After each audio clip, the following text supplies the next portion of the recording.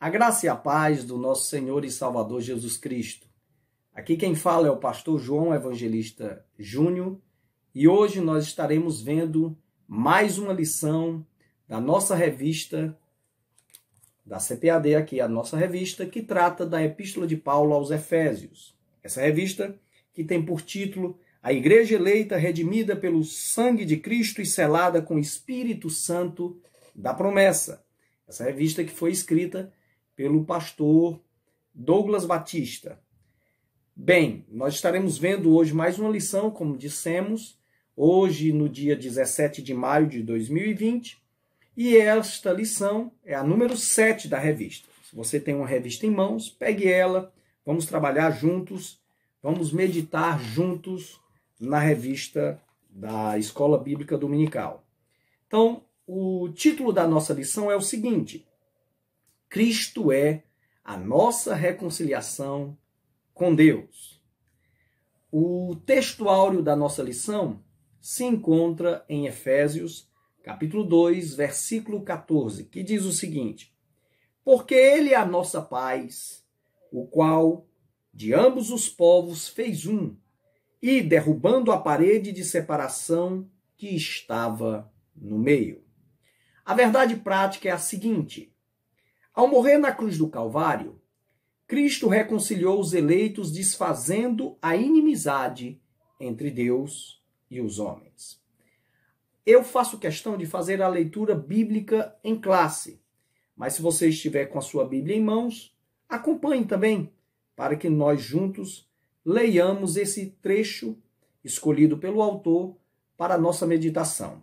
O texto bíblico é em Efésios, capítulo 2, do versículo 14 até o versículo 19. O texto é o seguinte: Porque Ele é a nossa paz, o qual de ambos os povos fez um, e derrubando a parede de separação que estava no meio, na sua carne, desfez a inimizade, isto é, a lei dos mandamentos, que consistia em ordenanças, para criar em si mesmo, dos dois, um novo homem, fazendo a paz, e pela cruz reconciliar ambos com Deus, em um corpo, matando com ela as inimizades. E vindo, ele evangelizou a paz a vós que estáveis longe, e aos que estavam perto, porque por ele ambos temos acesso ao Pai, em um mesmo Espírito. Assim que já não sois estrangeiros, nem forasteiros, mas concidadãos dos santos e da família de Deus. Bem, como já dissemos, estaremos trabalhando sobre esse texto de Efésios. Mas antes de adentrar a lição, eu quero só recapitular com vocês algumas informações que já foram vistas em aulas anteriores. Efésios, nós sabemos que é dividido em duas partes. A primeira parte, Paulo vai trabalhar do capítulo 1 ao 3, essa parte toda da obra salvadora de Deus, que desde a sua eternidade, a sua aplicação. E uma segunda parte, que vai lá do capítulo 4, do verso 13 em diante, numa perspectiva mais prática. Paulo vai trazer conselhos práticos para os cristãos. Então nós temos essa divisão básica de Efésios. Bem, no que já foi visto em aulas nossas, da aula 1 até a 7, que é hoje a aula 7, nós vimos o primeiro capítulo de Efésios, que tratou de todo o plano de Deus de salvação, o plano cósmico de salvação de Deus, o plano eterno de salvação de Deus, e vimos colocando Cristo como base. Depois nós vimos no capítulo 2, do verso 1 até o 10, inclusive foi 2 lições atrás, foi visto sobre a aplicação dessa obra salvadora de Deus, que tem por base Jesus, na vida do indivíduo. E na aula passada foi falado, inclusive agora em outra perspectiva, não mais falando apenas do indivíduo, mas agora numa perspectiva coletiva. O capítulo 2 inteiro, ele na verdade trata dessa aplicação da salvação. Porém, até o versículo 10, vai falar do indivíduo. Do versículo 11 em diante, vai falar numa perspectiva coletiva, dos povos. Então, você vai ver isso claramente em todo o decorrer do texto. Essa complementação que há no texto aqui do capítulo 2 de Efésios.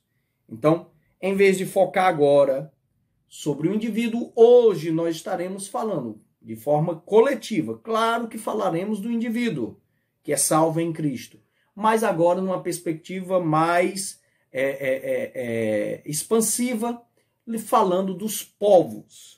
Falando agora da salvação não mais do indivíduo que foi salvo em Cristo, mas agora do que a obra da cruz fez sobre toda a humanidade, numa perspectiva mais expansiva. Portanto, entrando então na lição, o autor ele é feliz na divisão, e nós vamos trabalhar só com esse trecho que foi lido, inclusive, aqui na leitura bíblica, do verso 14 até o versículo 19, nós vamos estar trabalhando sobre esse assunto que é o título mesmo da lição. O tema da nossa lição principal é reconciliação. O foco da nossa lição é reconciliação. E o autor divide a lição, portanto, em 3 tópicos. O primeiro, Cristo desfez a inimizade entre os homens. Um segundo tópico, pela paz, Cristo fez um novo homem. E um terceiro tópico é, pela cruz, reconciliados com Deus num corpo. Antes de adentrarmos o primeiro tópico, é interessante lembrarmos aqui que para eu chegar ao versículo 14, eu tenho que entender, só rever novamente o que do versículo 11, 12 e 13 disseram, para a gente compreender melhor. Porque o verso 14 complementa diretamente ao versículo 13. No versículo 11, Paulo faz questão de explicar o seguinte: olha o estado que estavam os gentios.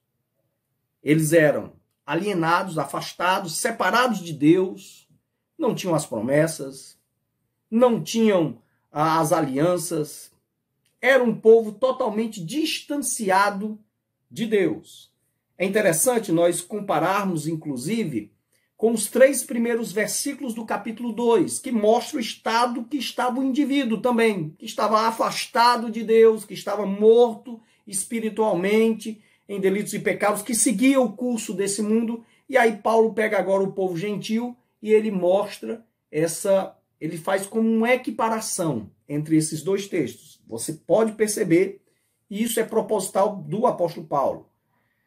E aí você vê logo depois, no verso 4 e aqui o verso 13, o termo, a conjunção adversativa, Paulo coloca mais.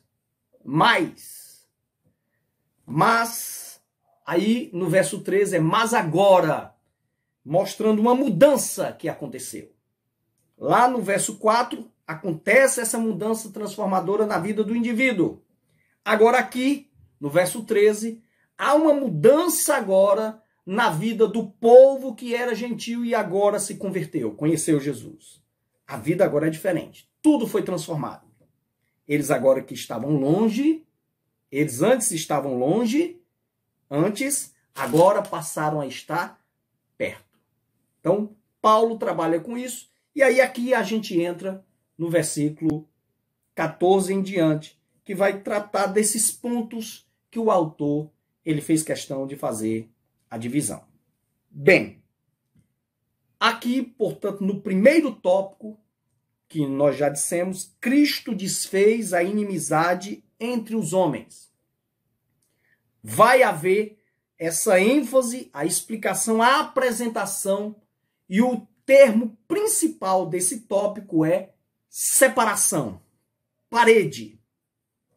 Bem, os povos antes da obra vicária de Cristo, da obra salvadora de Jesus, eles eram separados.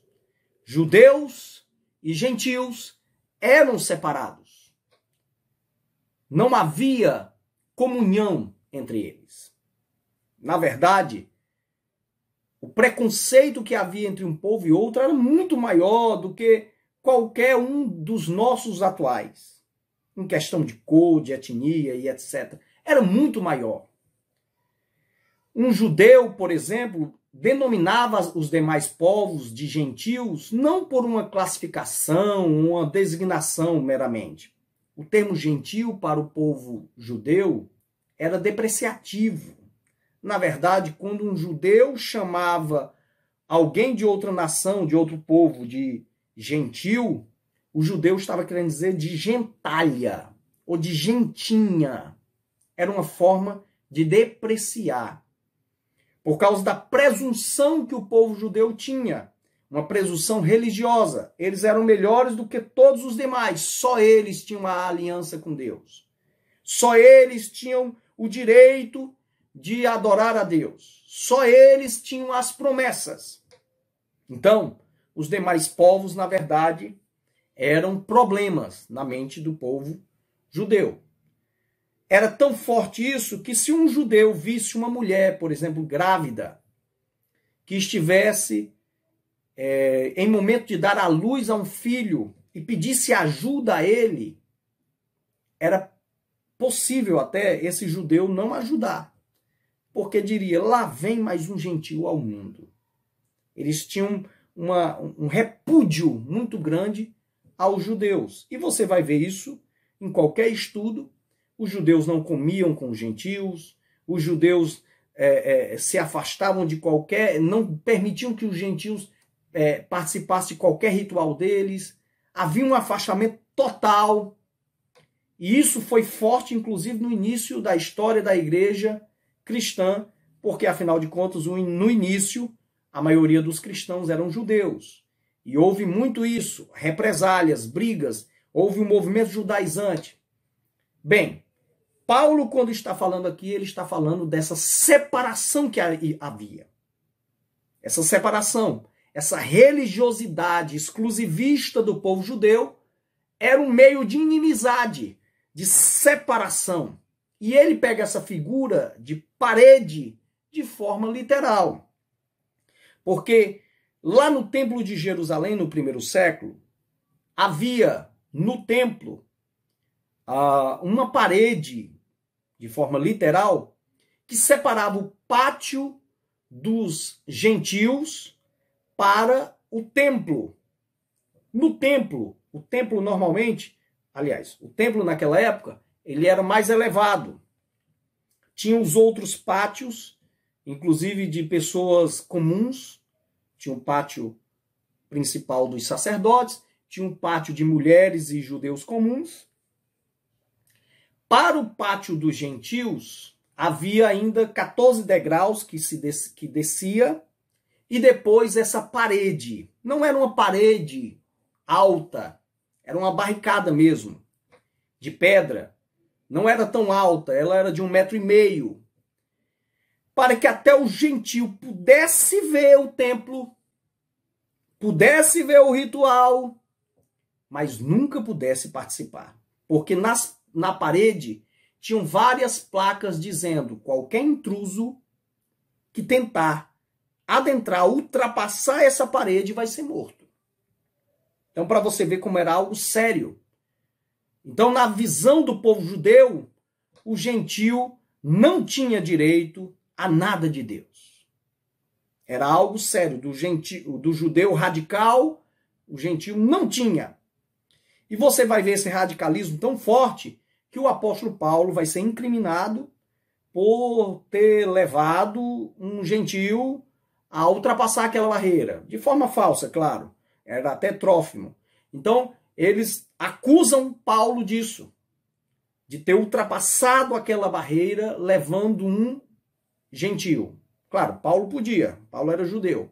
Mas acusaram Paulo de ter levado um gentio. Bem, isso é que é interessante. Havia essa parede, deixando claro na mente do povo judeu de que não havia comunhão entre eles e o povo gentil. E mais, o povo gentil não podia ter acesso a Deus. Eram impedidos de ter qualquer acesso a Deus. A ideia que Paulo quer pregar nesse texto é justamente essa. Em Jesus, essa barreira, ela foi derrubada. Em Jesus, os gentios que estavam longe, agora foram trazidos para perto. E mais ainda, não é só os judeus, os gentios, aliás, mas os judeus também, que podiam ter um templo, que podiam ter tudo que tinham, mas estavam longe. Cristo, portanto, desfez essa barreira, essa parede, desfez essa inimizade. E o verso 14 é enfático em dizer, ele, a nossa paz, derrubou de ambos os povos, ele fez um só, derrubou a parede de separação e desfez a inimizade. A ideia cristã é essa. Jesus derrubou essa inimizade. Não existe mais essa barreira. Mas o que seria essa inimizade? O texto é claro em mostrar o que ela é. O texto diz assim: isto é, a lei dos mandamentos contidos em ordenanças. Bem, a lei não é má. Aqui o texto não está falando de alguma forma satirizando a lei ou falando mal da lei. Paulo é enfático, inclusive em Romanos, lá no capítulo 7, em falar que a lei é boa. Porém, o texto está querendo falar de que a lei, ela era dividida, quando a gente vai fazer um estudo, ela é dividida na nossa classificação em lei moral, que seria sintetizada ali nos 10 mandamentos, lei cerimonial, com os rituais, e lei civil. A lei civil regia o israelita numa perspectiva de nação. A lei cerimonial é que estava ligada realmente aos rituais. E dá-se a entender realmente que Paulo está falando aqui nesse texto, quando ele fala de inimizade, dessa lei cerimonial, porque lá em Colossenses, você vai ver, Colossenses é uma epístola, é uma carta irmã, gêmea mesmo, de Efésios. É uma carta que praticamente tudo que Efésios diz, Colossenses também diz, e ambas são muito parecidas. Acredita-se, inclusive, que Paulo escreveu ambas ao mesmo tempo. Alguns pensadores pressupõem isso. E você vai ver lá em Colossenses, Paulo falando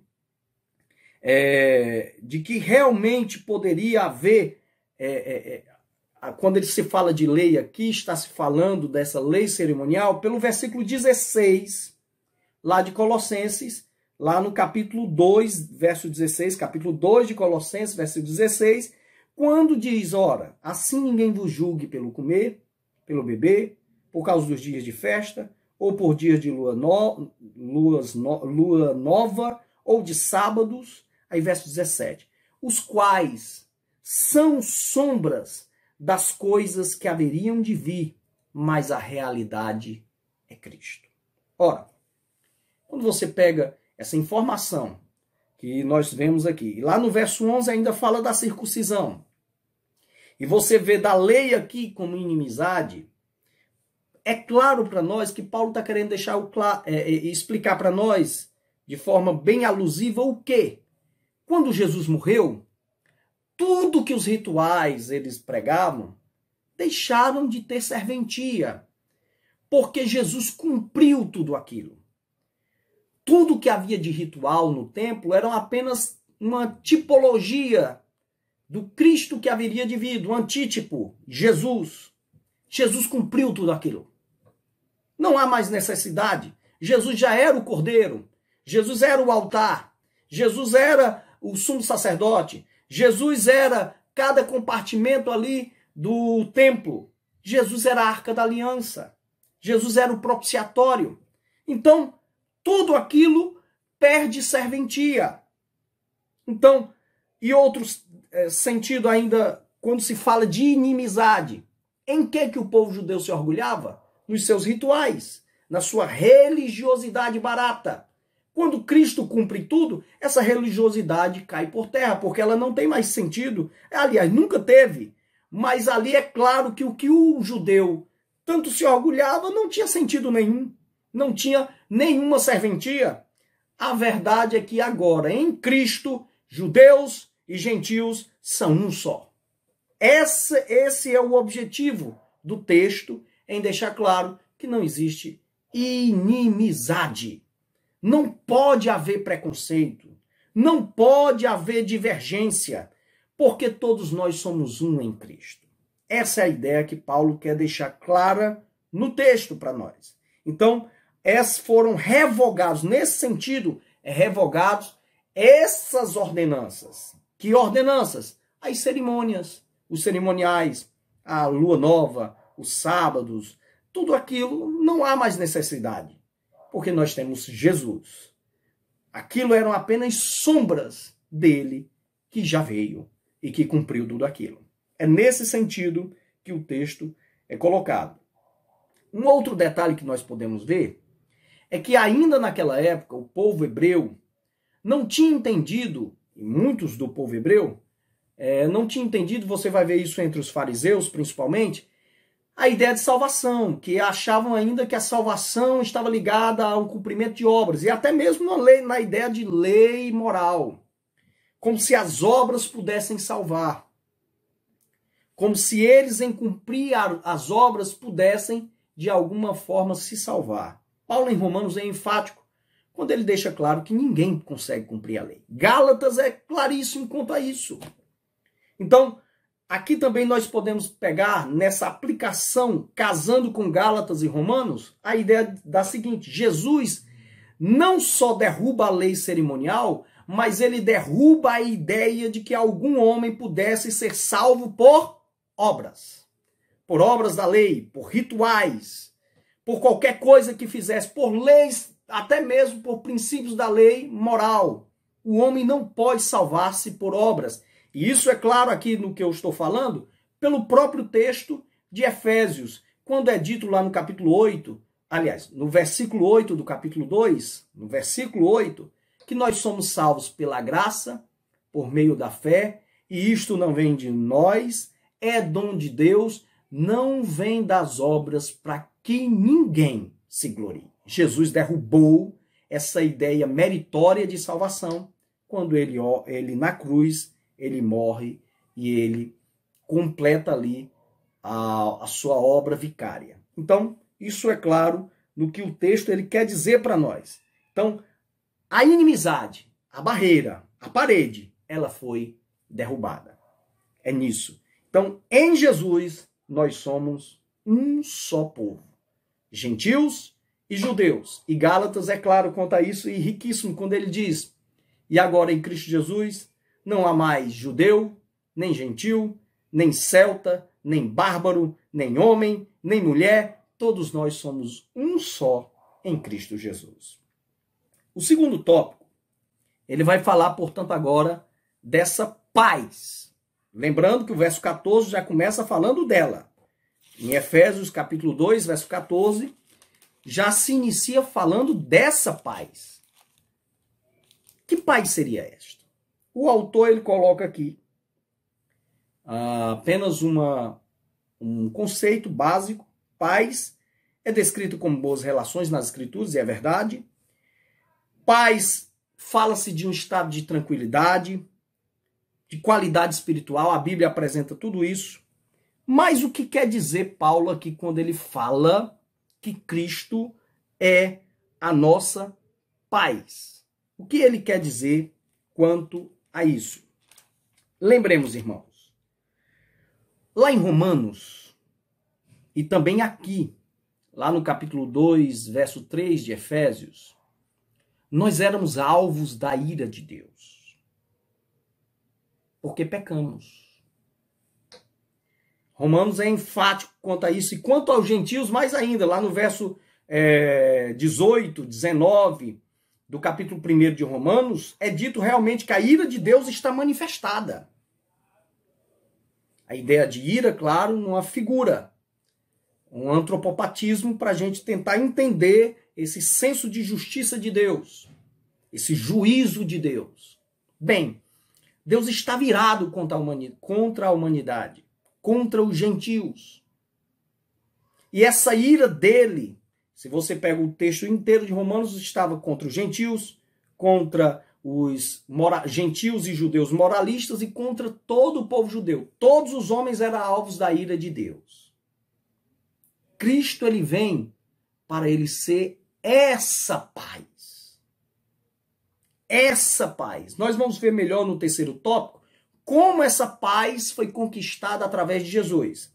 Mas Cristo, ele vem para ser essa paz, para ele aplacar a ira de Deus, para ele afastar essa ira de Deus de nós, esse juízo, essa justiça de Deus que exige a condenação do homem, e para ele nos levar à paz.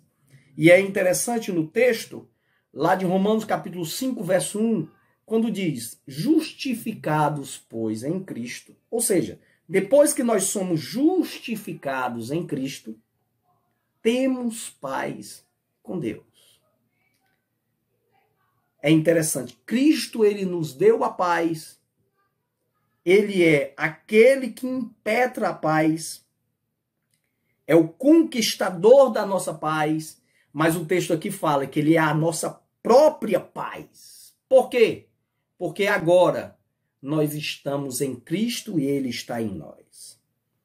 É o que na teologia nós chamamos de união mística. Nós somos ligados a Cristo.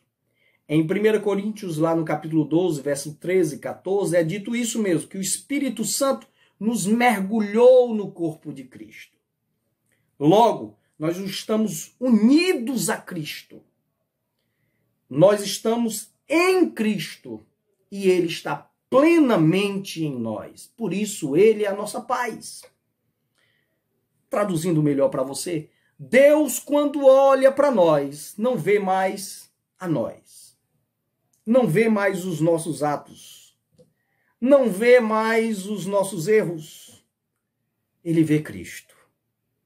E se ele enxerga Jesus, Jesus é perfeito. Jesus é o próprio Deus, Filho. Jesus é Deus ao lado do Pai.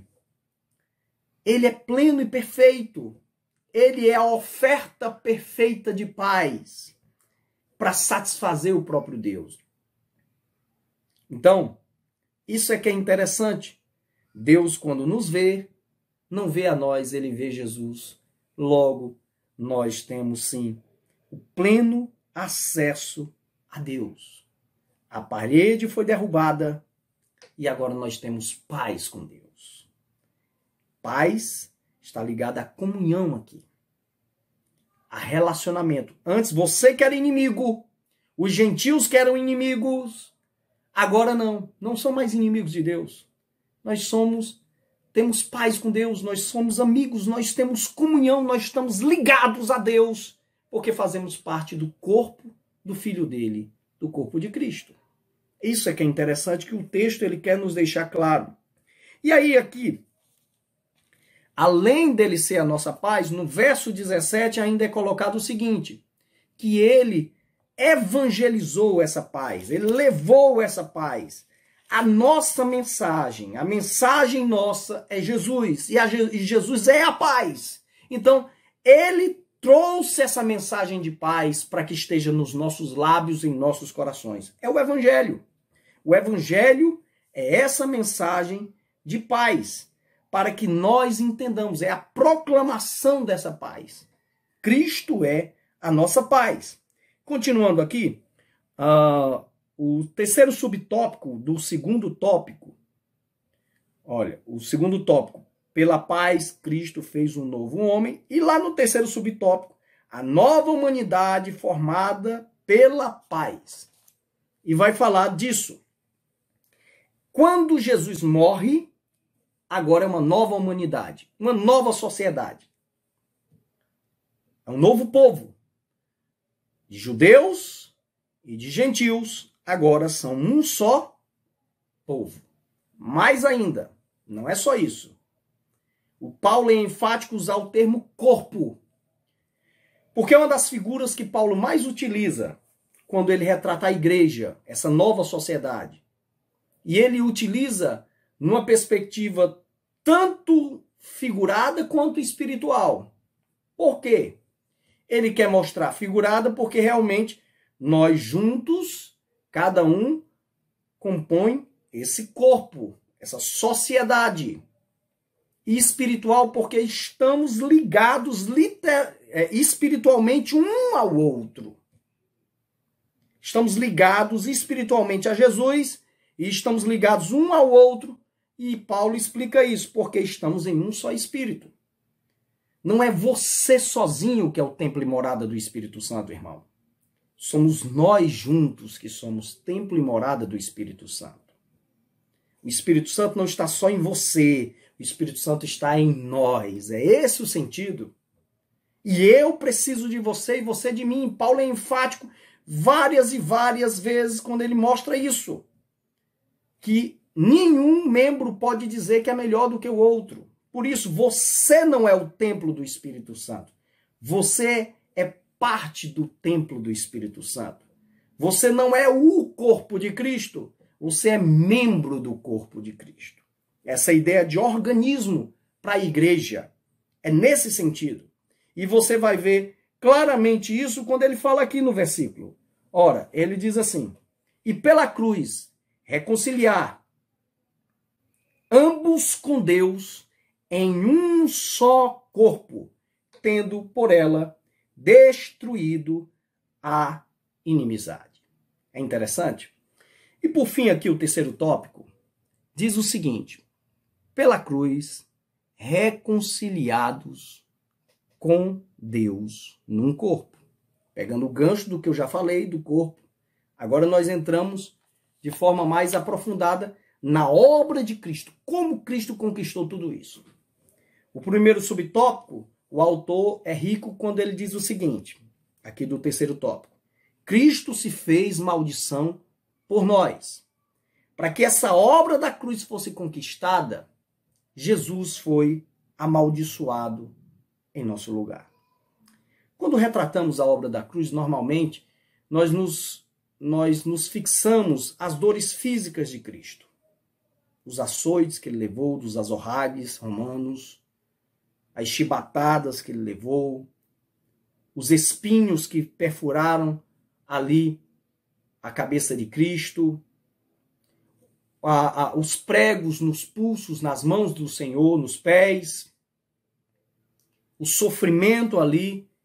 Mas eu quero chamar a sua atenção de algo muito maior, que são as faces da obra de Cristo. Cristo na cruz, ele está ali fazendo todo um processo de salvação. O seu verdadeiro sofrimento tem um âmbito espiritual. Jesus, ele está, naquele momento, sendo o nosso expiador. A maldição do nosso pecado está sendo lançada sobre ele que não tem pecado.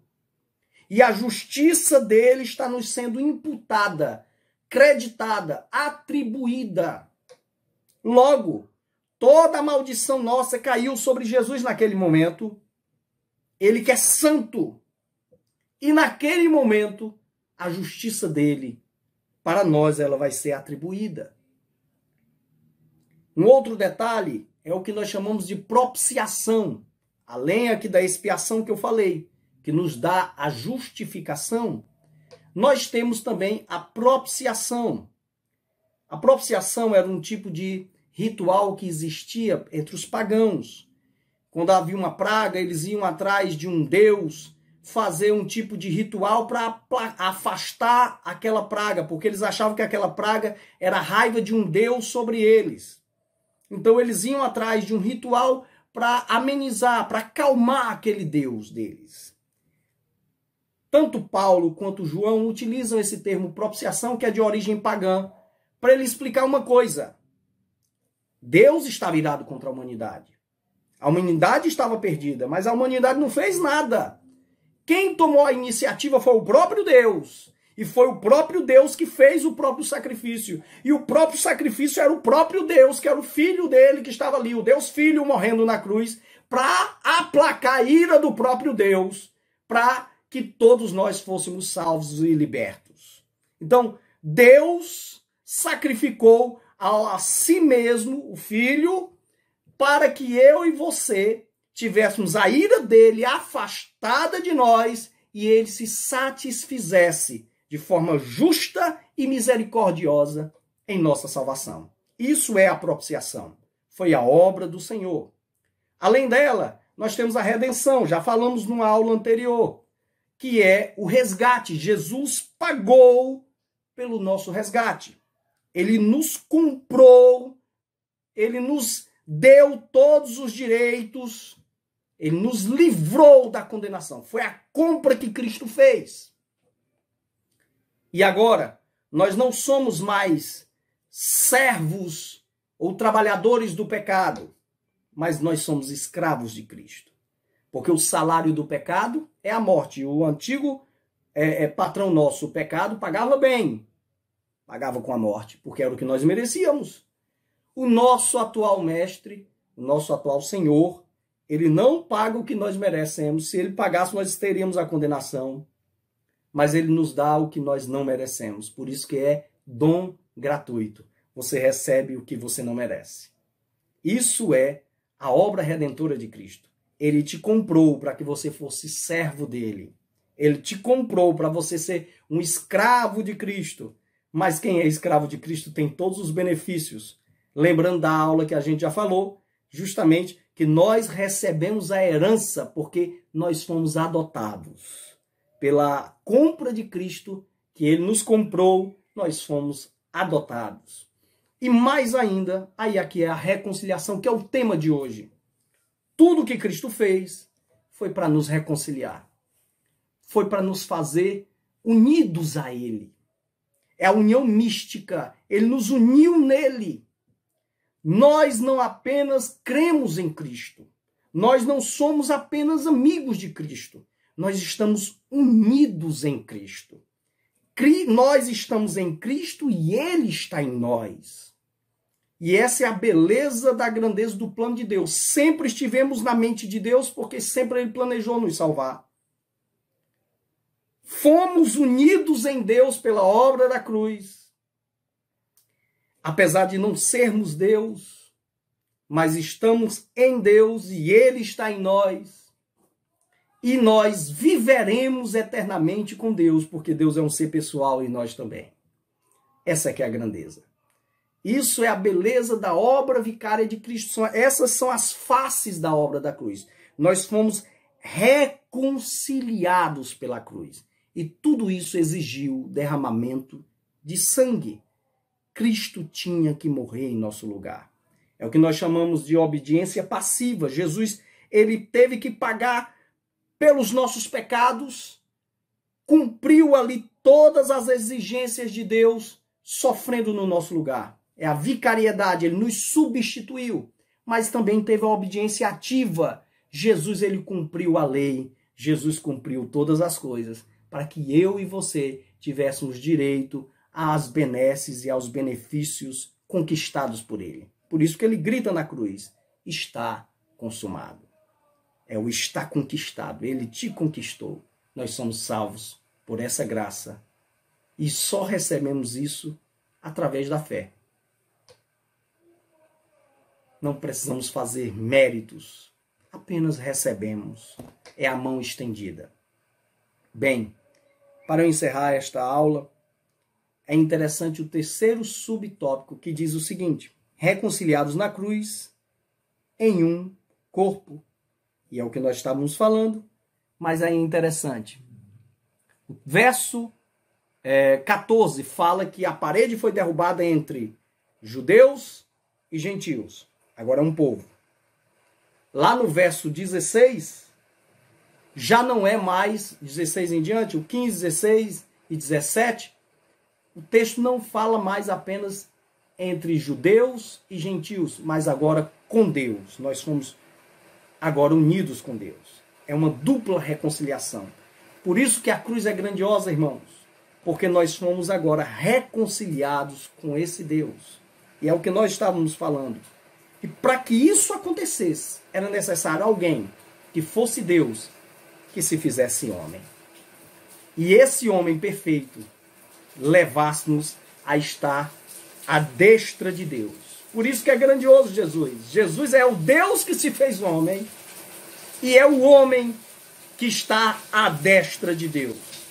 É Deus e homem ao mesmo tempo. Isso é que é grandioso. Só podemos ser salvos tendo por base da nossa salvação a pessoa do nosso Senhor e Salvador Jesus Cristo. Que você que ouviu esta aula de hoje, você possa meditar e agradecer. Você não merece a salvação, irmão. Você é salvo por esta graça. Você apenas crê. Você recebe o que não merece. Então agradeça todos os dias. Louve a Deus. Porque este amor é inexplicável. Que Deus em Cristo vos abençoe. E até a próxima aula, se Deus quiser.